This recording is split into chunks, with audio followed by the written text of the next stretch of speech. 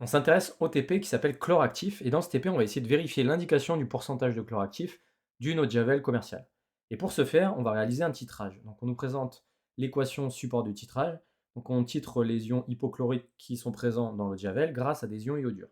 Ensuite, on sait qu'à l'équivalence, les réactifs sont mélangés dans les proportions stoichiométriques et on nous fait un rappel donc, sur les relations qu'il y a entre les deux réactifs. On nous dit aussi que l'eau de javel se présente, sous 2 formats entre guillemets. Donc vous avez l'eau de javel normale à 2,6 de chlore actif et l'eau de javel concentrée à 4,8.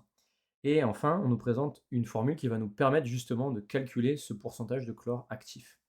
On l'utilisera en fin de TP. Ici, des informations sur la masse molaire du chlore et de la masse volumique de l'eau de javel. Alors moi sur internet, j'ai trouvé cette valeur 1,03. Vous verrez, lors de votre CE si c'est ce qui vous est, proposé. Ensuite, on va nous demander de choisir la méthode de suivi du titrage. Donc, on va devoir remplir un programme Python en considérant qu'on fait une prise d'essai de V1 est égal à 10 millilitres de solution d'hypochlorite de sodium, qu'on va, euh, qu'on va doser, enfin qu'on va titrer par une solution d'iodure de potassium avec une concentration C2 de 1 mol par litre. Et on va noter V2 ec V, le volume équivalent. Donc, on nous demande dans un premier temps d'exprimer le volume équivalent en fonction de C1, C2 et V1. Donc, moi, je rappelle l'équation support du titrage qui est présente dans l'énoncé. À l'équivalence, les réactifs sont introduits dans les proportions stoichiométriques. Et donc, on a N1 sur 3, qui correspond au nombre stoichiométrique pour les ions hypochlorites, qui est égal à N2, quantité de matière en ions iodure, divisé par le nombre stoichiométrique, qui est devant le I-, c'est-à-dire 1. On remplace, ça nous donne C1V1 divisé par 3 est égal à C2V2 équivalent divisé par 1. Et si on isole le volume équivalent, ben, on obtient C1V1 divisé par 3 fois C2. Donc c'est un calcul qui est un peu surprenant, mais en fait ça va nous permettre de compléter notre programme Python. Donc on a 4 lignes à compléter, mais c'est extrêmement simple. Vraiment, vous allez voir que c'est simplissime. Donc on va sur notre programme Python, on nous demande la concentration de la solution titrée, bon ben, c'était marqué, c'était 1,5. Alors attention, ne mettez surtout pas 1,5, parce que quand on met 1,5, en fait, Python croit que vous avez écrit 1 et puis 5, deux valeurs distinctes dans une liste, alors que 1,5, c'est bien la valeur décimale 1,5. Volume de 10 millilitres, concentration de la solution titrante, c'était 1. Et ensuite, volume équivalent. Bon, soit vous mettez le résultat, parce qu'il suffit de faire le calcul directement, il me semble que ça fait 5. Soit vous faites l'expression.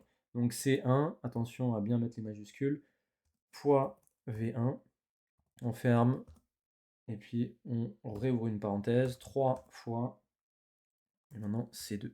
Voilà. Le programme Python, là, il est complété. Donc simplement 4 valeurs, on va pouvoir le lancer, et on va voir ce qu'il en est. Donc, on obtient normalement l'évolution de la conductivité en fonction donc, du volume de solution titrante versée. Et comme vous pouvez le constater, s'il y a un changement de pente, il est tellement faible qu'il est difficile à repérer. Alors on voit qu'il y a quelque chose là vers 5 millilitres, mais c'est pas si évident que ça. Alors d'ailleurs, gardez ça en tête, a priori le volume équivalent dans ce titrage sera un volume équivalent qui sera faible. Alors que d'habitude souvent on a un volume équivalent entre 10 et 15 millilitres. Ici ce sera bien plus faible que ça. Donc maintenant on peut revenir sur notre sujet et on nous demande de justifier pourquoi le suivi conductimétrique n'est pas aussi judicieux que cela. Donc, comme on l'a vu sur notre courbe, on n'observe pas vraiment de rupture de pente franche, et donc on va avoir du mal à repérer le volume équivalent. Et donc, ça signifie que c'est une méthode qui n'est pas applicable pour ce titrage-là.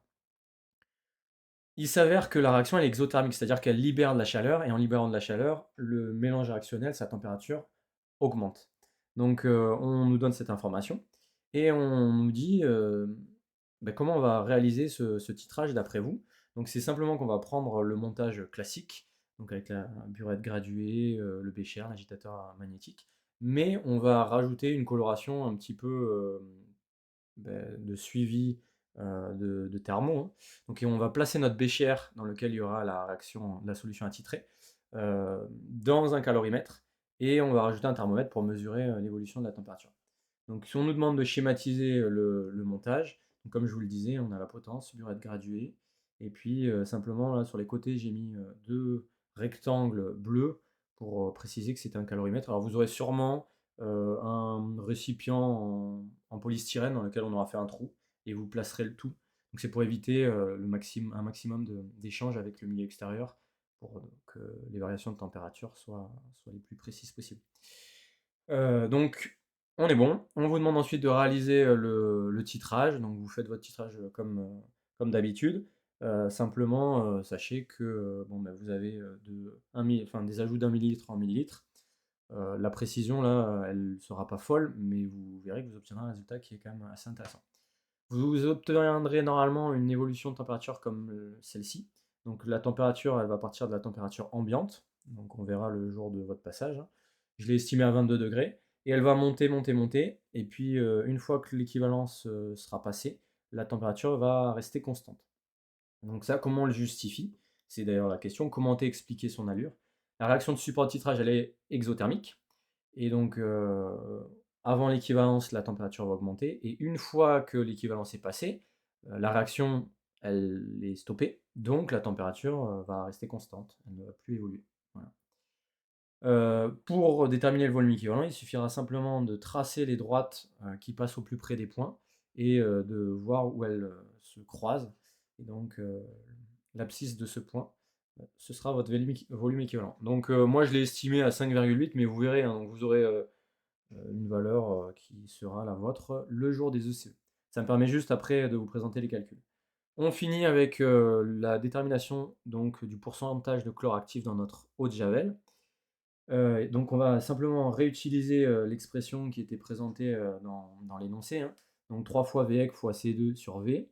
Donc 3 fois 5,8 fois 1,01 divisé par 50. Ici, vous remarquez que les volumes, je ne les ai pas convertis en litres, j'ai laissé millilitres et millilitres, car ces unités s'annulent.